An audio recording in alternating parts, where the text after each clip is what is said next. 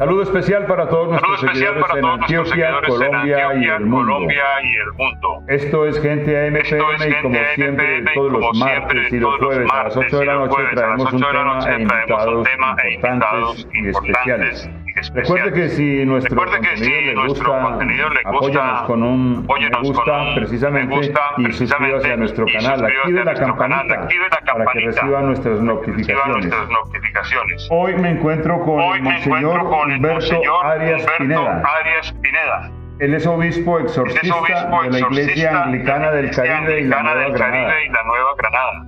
Con él vamos a hablar de un tema que a todos nos produce miedo, y muchas cosas parecidas. Vamos a hablar de exorcismo, pero primero, Padre, muchísimas gracias por su tiempo, por aceptar nuestra invitación y bienvenido, Padre, ¿cómo está? Alabado sea Jesucristo, bendiciones para todos ustedes, amable audiencia de Gente AMPM, bendiciones en cualquier latitud de la tierra donde se encuentren, desde Medellín, Colombia, para el mundo. Muchas gracias, doctor Gustavo Santamaría, por permitirme estar en su distinguido espacio. Bendiciones. Gracias a usted, Padre. Y entro en materia de una vez porque el tema que nos reúne es bastante interesante, pero también a la vez escabroso. Y quisiera empezar de la siguiente manera. Es cierto, desde su conocimiento y desde su experiencia, hay una batalla espiritual en el mundo entre el bien y el mal. Siempre ha existido desde el principio de los tiempos y desde antes de la misma creación, ha existido esas dos fuerzas que indudablemente tratan de polarizarse entre sí mismas, el bien y el mal, como usted bien lo apunta. Existe el trigo y la cizaña, como dice la Sagrada Escritura. Existe el día y la luz, y existe la vida y la muerte. Esto nos indica que indudablemente nosotros, las generaciones anteriores, las generaciones presentes y las generaciones futuras, estamos indudablemente inmersos en esa fuerza diabólica, competente y actualizada, y en esa fuerza espiritual viviente y para vida eterna en la persona y en la sangre de Jesucristo el Señor. Muy bien, Padre. Entonces, como existe esa guerra, ya ha existido inherente a la humanidad. Existe Dios y existe el demonio. Los seres humanos venimos ya con la gracia de Dios, venimos con esa protección divina, pero también venimos con los posibles ataques del demonio. Así es. Ángeles y demonios por siempre. Los ángeles en la superioridad, en la cabeza del Dios Padre Celestial, a través del mediador Jesucristo el Señor. Y el demonio representado en el mejor ángel celestial del entonces, Luzbel, y ahora protagoniza y hace parte de las tinieblas y la oscuridad en el Seol, en el mundo de la oscuridad y la maldición por siempre, que se le conoce con el nombre de Satanás. Estas dos fuerzas indudablemente nos indican a nosotros que debemos vivir en un estado de actualización o espiritual o satánica, que nos invita estas dos fuerzas a vivir coherentemente o para el bien o para el mal, y que indudablemente nos atañe desde las generaciones anteriores. Y en esas intergeneraciones satánicas o en esas vidas espirituales estamos inmersos usted, mi persona y toda la creación humana, incluso hasta la creación animal y la creación de la naturaleza y la fauna. Padre, entonces, en ese sentido, ¿cuáles son o somos los seres humanos susceptibles de ataques del demonio? ¿O somos todos? Empecemos por... amado doctor Santamaría, empecemos por aquella misma premisa en la Sagrada Escritura, donde en el Apocalipsis se nos narra la historia de Adán y Eva, cuando por desobediencia misma de la naturaleza, de la rebeldía del ser, no atendieron el llamado del que de esa fruta no se podía consumir. Ellos, a su vez, limpiamente sí, en un entonces, quisieron entender por obediencia ese pedido, pero llegó la cizaña, disfrazada de serpiente, para poderlos conmover a la desobediencia e indudablemente a la rebeldía y al mal estilo de vida, y no cumplieron ese pedido del que no podían comer de esa fruta, desobedecieron, y entonces en esa estupidez obviamente había una consecuencia de la ignorancia. La estupidez era el error cometido y la ignorancia las consecuencias que se venían. Cuando regresa el amo al Edén y viendo que habían incumplido tal orden, entonces los sentencia y los condena a un espíritu indudablemente del sacrificio y de la muerte, del terror y la condena, que viene también desde lo alto sentenciado.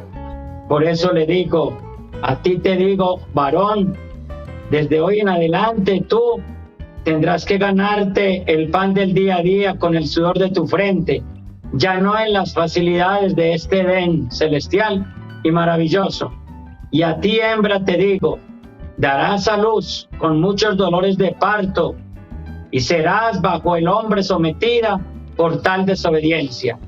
Y desde ahí inicia entonces indudablemente el poder del mal y del bien. Ahí inicia todo, pero vámonos entonces a los tiempos de la modernidad, vámonos al día de hoy. ¿De qué manera ataca hoy Satanás? ¿De qué manera ataca hoy el demonio a las personas? Si nos vamos a la modernidad, tendríamos que entrar en la persona de la mirada justa de Jesucristo, el enviado de Dios directamente hacia nosotros. Jesucristo, en muchos capítulos y en muchos momentos de su existencia misionera y del cumplimiento de la misión celestial, siempre nos hizo anotar que teníamos que separarnos del mal y acercarnos al bien, que teníamos que levantarnos de la muerte para poder experimentar la vida, y que teníamos indudablemente que despertar de ese letargo sueño del pecado para poder ver entonces sí la paz, la libertad después de un arrepentimiento. De eso lo podríamos tratar como en lo más moderno, y si lo tomamos para estos últimos siglos y para estos tiempos más modernos, actualizados, entonces podríamos decir que la iglesia como tal, no solamente la iglesia que profesa la unidad en toda la confesión de fe a nivel mundial, que es la católica, el credo universal, sino todas las confesiones de fe en su particular forma y estilo, nos indican que debemos arrepentirnos de todo pecado.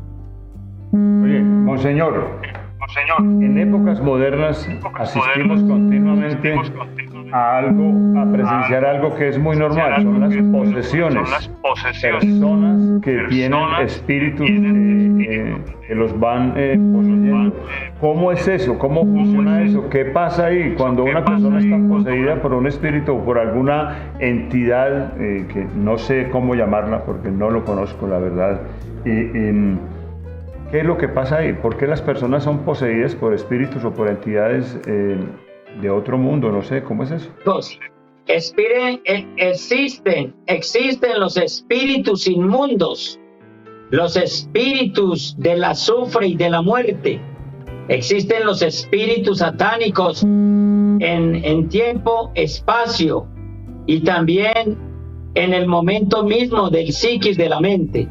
Los espíritus inmundos se transforman y se presentan visiblemente en los seres humanos desde el mismo momento en que la criatura sale a luz y ve por primera vez el rayo del sol o de la luna en su existencia. Al llorar esa criatura, al salir de ese vientre de la madre, al ser él cortado e interrumpido en su cordón umbilical, inicia el tormento del sufrimiento y a través del llanto el clamor a salir de esa expectante vida que le espera durante sus largos años de existencia. Desde ahí se inicia el momento mismo de la prueba del sufrimiento y el terror. Monseñor, una persona poseída, ¿cómo se comporta? ¿Cómo se da uno cuenta que una persona está poseída, que tiene espíritus, este tipo de espíritus que usted dice en su interior? ¿Cómo detecta uno eso en la cotidianidad y en la normalidad de la vida? Sí, disculpe, amado hermano. Para conocer posesión diabólica, que un ser humano es poseso o posesa, se necesitan tres formas de poder interpretar esa maldición posesiva en ese ser humano. Primera, es interesante para el exorcista o ministro o ministra espiritual que actúa en el nombre único y exclusivo de Jesucristo el Señor en la mirada. Solo ante la mirada entre el espiritual, el ministro y el poseso se identifica la magnitud de la posesión misma de los imperios y de los espíritus diabólicos sucesivos. Solo ante la mirada espiritual. Segundo, en la voz de la persona. En la voz. En la forma en que esa persona supuestamente posesa va manifestando su dolor y su melancolía, su terror y su desacuerdo, el ministro o ministra o exorcista que es enviado por instrumentación misma del Espíritu Santo en él, se da cuenta su forma de reacción en la boca, en la mirada. Y luego, en la tercera parte, para identificar a un poseso o una posible posesa, es necesario analizar su conducta de gestos y su manifestación psicoclínico, psicoanalítico, psicoespiritual. Es interesantísimo cuando entre los dos seres, tanto en el supuesto poseso como en el ministro que impone las manos y que a través de los instrumentos que utiliza para esa sanación, como es en este caso el signo con el que vencerás, el signo de la cruz, además con otro signo importante como es la estola. Lo voy a interrumpir porque quiero hacerle una pregunta antes de que nos vamos a los elementos que ustedes utilizan para un exorcismo. ¿Qué es realmente un exorcismo y quiénes pueden realmente hacerlo? ¿Quiénes están facultados para hacer exorcismo? Un exorcismo es una práctica espiritual de un ser espiritualizado, comprometido, temeroso de Dios y ante todo preparado en ayuno, abstinencia, oración y perseverancia. Sin esos elementos de ayuno, abstinencia, oración y perseverancia, Satanás se va a burlar y se le va a reír en la cara al que posiblemente va a interpretar y va a desechar esa maldición ancestral en ese proceso. Muy bien. Y segundo, Dios le Dios le confiere a ese ser con el Espíritu Santo, porque el Espíritu Santo está sobre mí, le concede ese don, esa gracia, ese carisma, esa unción de manera particular a quien Dios lo quiera proveer. Puede ser un hombre, una mujer, un niño, un joven, un anciano, un iletrado o un conocedor de la ley y además de las leyes espirituales o canónicas.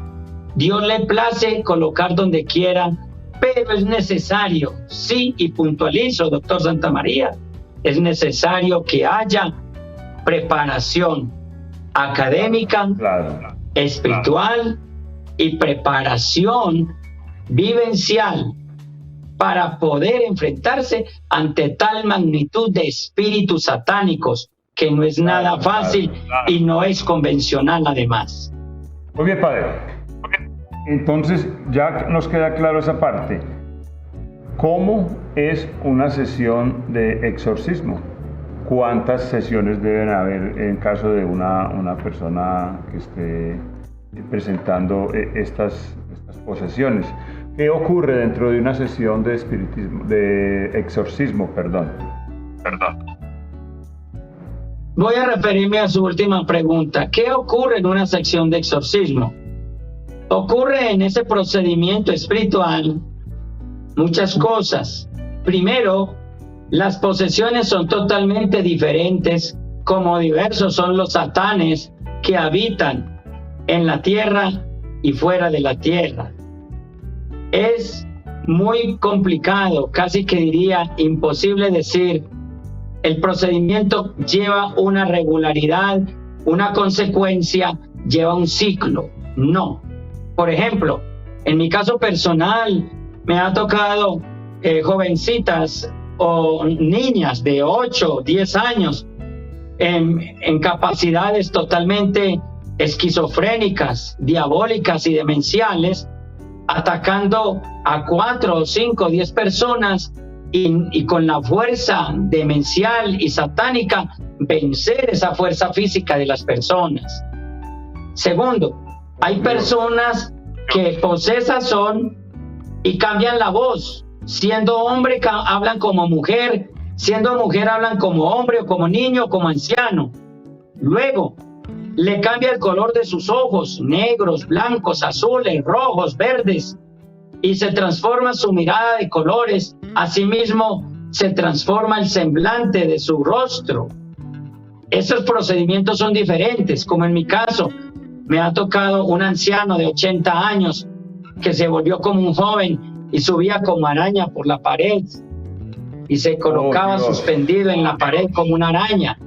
Siendo un anciano de 80 años parecía como un joven. Me ha tocado personas, por ejemplo, que al vomitan sapos, culebras, ranas, moñones de pelo, vomitan diferentes lavazas de su boca de diferentes colores y con fragancias extravagantes. O sea, realmente un exorcismo no es una línea, o un procedimiento de un exorcismo no es una línea o una consecuencia. Siempre es diferente. Es lo que le quiero explicar. Muy bien, monseñor. ¿Pueden ustedes ser atacados dentro de un trabajo de exorcismo, de una sesión de exorcismo? ¿Pueden ser atacadas algunas personas que estén, por ejemplo, asistiendo el proceso? Sí, obviamente. Por eso le decía que es interesante que el ministro o ministra, el exorcista que vaya a hacer un procedimiento contra los espíritus satánicos, debe estar preparado y muy preparado, especialmente en la oración y especialmente en la vigilia y el ayuno, preparado en la abstinencia. Porque si esa persona, ese ser no está preparado para enfrentarse no a un espíritu, sino a una legión, a un imperio de espíritus. Porque los espíritus pueden ser 1, pueden ser 7, pueden ser 20. Los espíritus pueden ser múltiples, unos tras otros. Por eso, si ese ser no está preparado para imponer su mano con autoridad, declarar con su voz de autoridad, se le transmutan los espíritus al exorcista. De hecho, a mí ya me ha sucedido. A algunos compañeros míos, sacerdotes, exorcistas, hasta la vida perdieron. Por ejemplo, yo perdí las rodillas. ¿Puede pasar eso? Yo perdí las rodillas en un exorcismo y quedé arrastrándome 2 años y medio por una bruja que me transmutó en su mirada. Porque a los posesos no se los debe mirar a los ojos en el momento del procedimiento. Perdí la visión. Una bruja en un exorcismo me quemó las retinas de mis ojos. Fue muy complicado. He sufrido 3 infartos, de los cuales el segundo infarto estuve 17 días 6 horas en coma profundo, producto de una liberación. Y hace poco, acá en el altar, celebrando la Sagrada Eucaristía, una bruja, mientras yo presidía la Eucaristía, me mostró una calavera y yo inmediatamente caí desplomado, sin conciencia, al piso. Monseñor, o sea, sí se transmutan. ¿Y dónde se transmutan malos espíritus? En los ancianos y en los niños. Por eso no es procedente, no es de exorcismo, haya niños presentes o ancianos o personas débiles que miren y presencien ese procedimiento, porque usualmente esas personas se afectan espiritualmente de los espíritus satánicos. Monseñor, ¿puede el poseso morir en el procedimiento? Sí, han fallecido algunos hermanos o hermanas que por la gracia de Dios les confiere y gratuitamente en misericordia les confiere ese don del exorcismo, han fallecido dentro de los mismos procedimientos y o a muy temprano tiempo. Por decir algo, yo tengo un amigo sacerdote que una bruja le declaró la muerte y en un mes un joven sacerdote exorcista de 33 años de edad al mes falleció y fue comprobado que esa bruja lo secó en menos de un mes y murió. Es comprobado que algunas personas mueren en el acto y o sea, algunos exorcistas mueren en el acto, fallecen en el acto, como también algunos posesos también fallecen en el acto. Ahora sí vamos entonces a mostrar los elementos con los que un verdadero exorcista debe trabajar. Amén. Monseñor, la primera, Señor, ahora sí. Amado hermano Santa María y toda la audiencia, la primera e indispensable herramienta para llegar a un exorcismo es la oración. Sin ese elemento básico de la oración, Satanás se te va a reír en la cara a ti y a los que sea y los va a atraer a su grupo demenciales satánicos. Segundo, el exorcista, en este caso mío, que soy obispo o sacerdote, pues entonces hay que utilizar los elementos o las vestiduras o los signos sacramentales que son pertinentes para tal fin. Por ejemplo, en este caso, este instrumento se llama estola, que es la que le confiere el poder al sacerdote para poder presidir todos sus actos sacerdotales y darle plenitud a su poder como tal, con esta vestidura sagrada que se le impone el día que recibe la orden sagrada del santo sacerdocio. Muy bien. Segundo, es necesario utilizar un anillo, como en este caso yo utilizo el de San Benito. Yo soy muy fiel creyente de San Benito Abad, gran exorcista de la iglesia.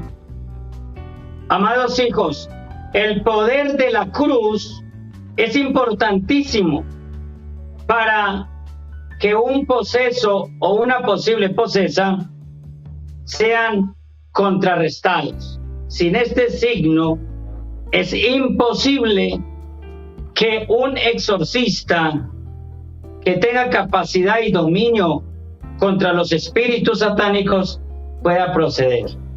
Primero, muy bien, padre. Recordemos que este es el signo de la cruz con el que vencerás. Así dijo Jesús. Recordemos que aquí está la imagen del que vertió sangre para acabar la maldición en el mundo, la maldición del pecado.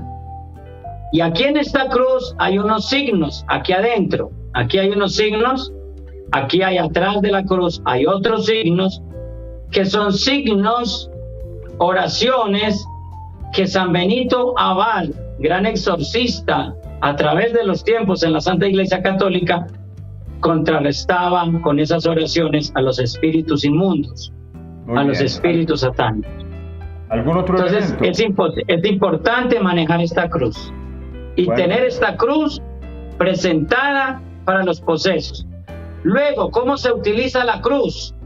¿Sí? La cruz, ya les dije, se le enseña en los ojos a la persona posiblemente posesa.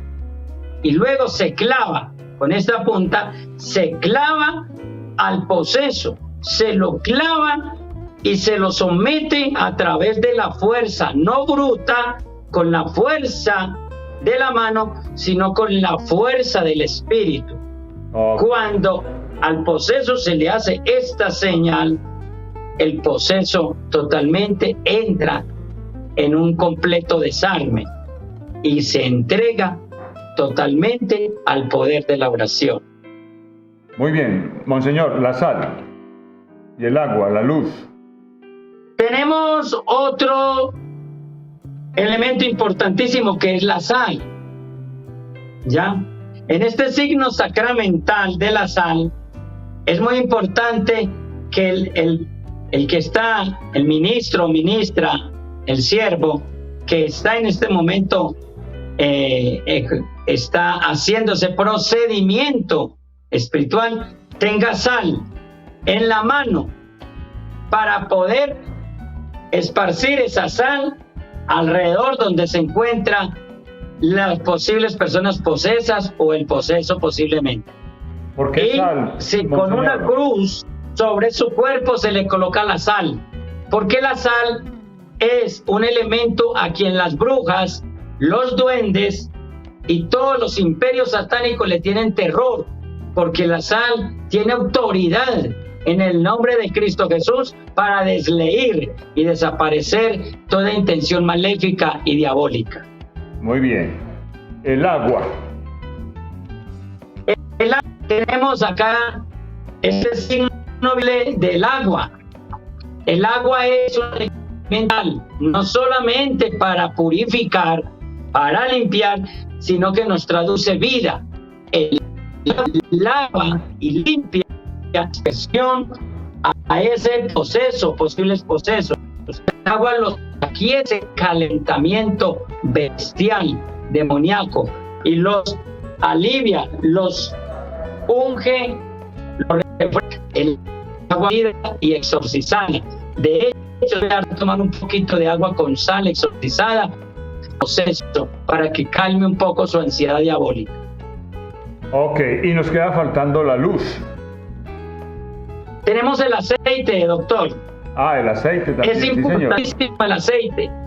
Ceñir o sellar con la cruz en la frente, en la boca, en el pecho, en las manos y en los pies, sellar a esa persona posiblemente posesa, y sellarla para Cristo, sellarla para quitarle toda cadena ancestral y todo nudo diabólico. El aceite es muy importante, de hecho los apóstoles lo usaban después de Jesús en el tiempo de Pablo.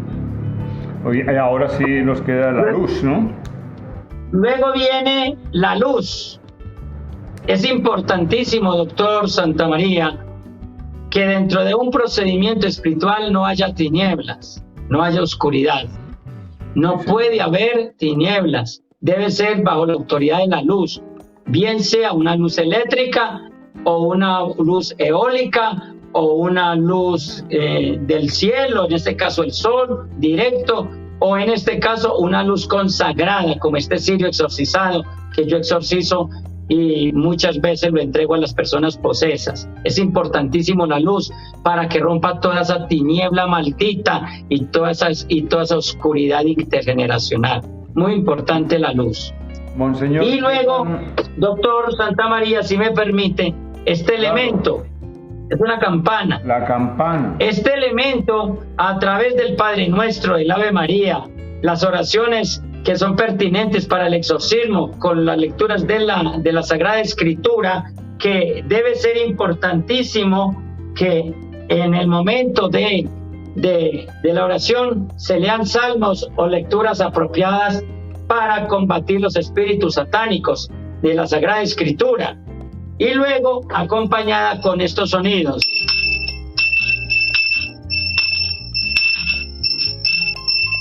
Esos sonidos aturden enmudecen los espíritus intentativos y los espíritus dominantes en el poseso.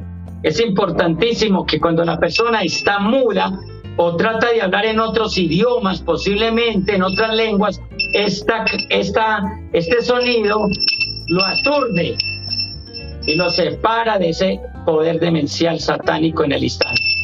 Ok, monseñor. Y muy importante, doctor Santamaría, que cuando el posiblemente poseso o posesa, ya liberados, ya en trance de tranquilidad, se les suministre la Sagrada Comunión. Okay. Es importantísimo darle a esa persona que reciba el Santo Viático Eucarístico, la Sagrada Eucaristía. Es importantísimo. ¿Por qué? Porque él, al ingerir el cuerpo y la sangre de Cristo, queda totalmente libre y desarma al espíritu satánico y a sus consecuencias que lo traen dominante durante el tiempo que haya sido. Monseñor, esta charla es demasiado interesante. En algún momento tendremos que volverlo a invitar porque usted tiene toda esa capacidad de hacernos entender en cuáles riesgos o en todos los riesgos que estamos espiritualmente y continuamente. Pero quiero hacerle una pregunta antes de que terminemos el programa, y es ¿cómo funciona esto con mujeres embarazadas? Siempre nos preguntamos y nos preocupa muchísimo el tema de los bebés en gestación, de las mujeres embarazadas. Sí, doctor. Dentro del mismo vientre, en la misma multiforma del ser que se está gestando, también habitan espíritus satánicos impuestos, aclaro, impuestos, no depuestos, sino impuestos. ¿Por qué? Porque mucho de la formación o el inicio de un embarazo procede en momentos de alcoholismo, drogadicción, fuerza sexual demencial, o muchas veces violación, y en otras ritos satánicos.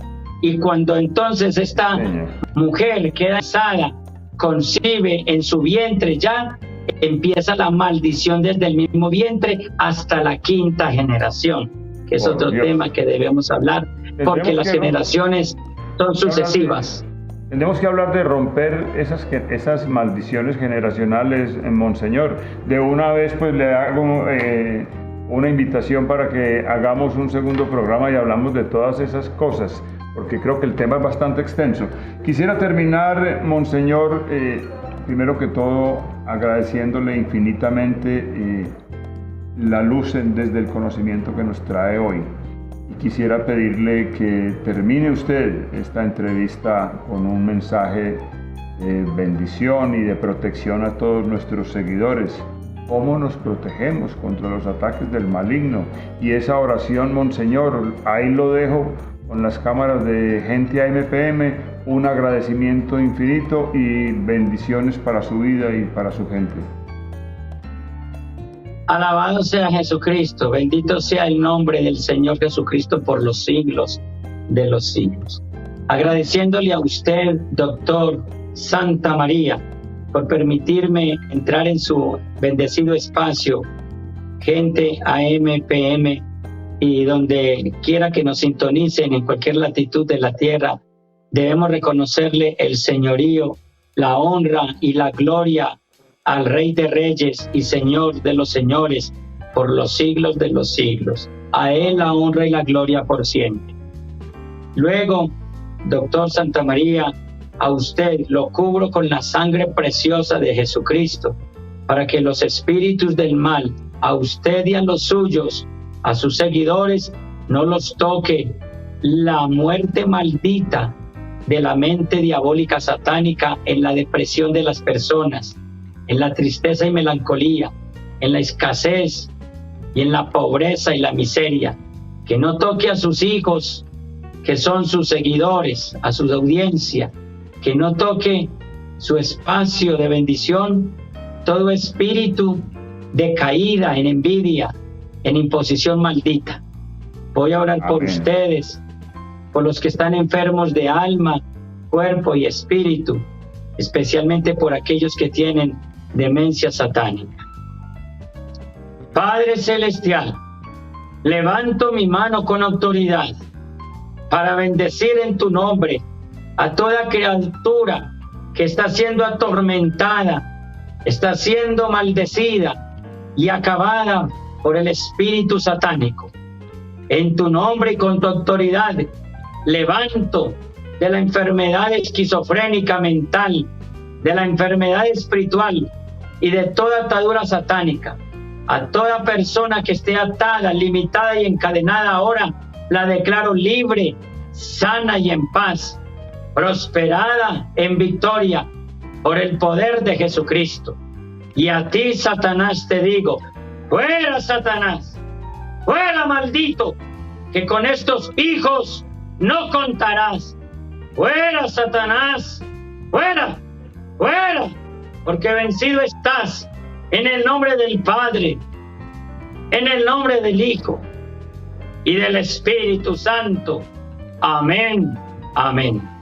Alabado amén, sea Monseñor. Jesucristo. Sea por Muchísimas siempre bendito gracias. y alabado. Muchísimas gracias, Monseñor. Muchísimas gracias a ustedes, nuestros seguidores en Antioquia, Colombia y el mundo. Y una feliz noche para todos.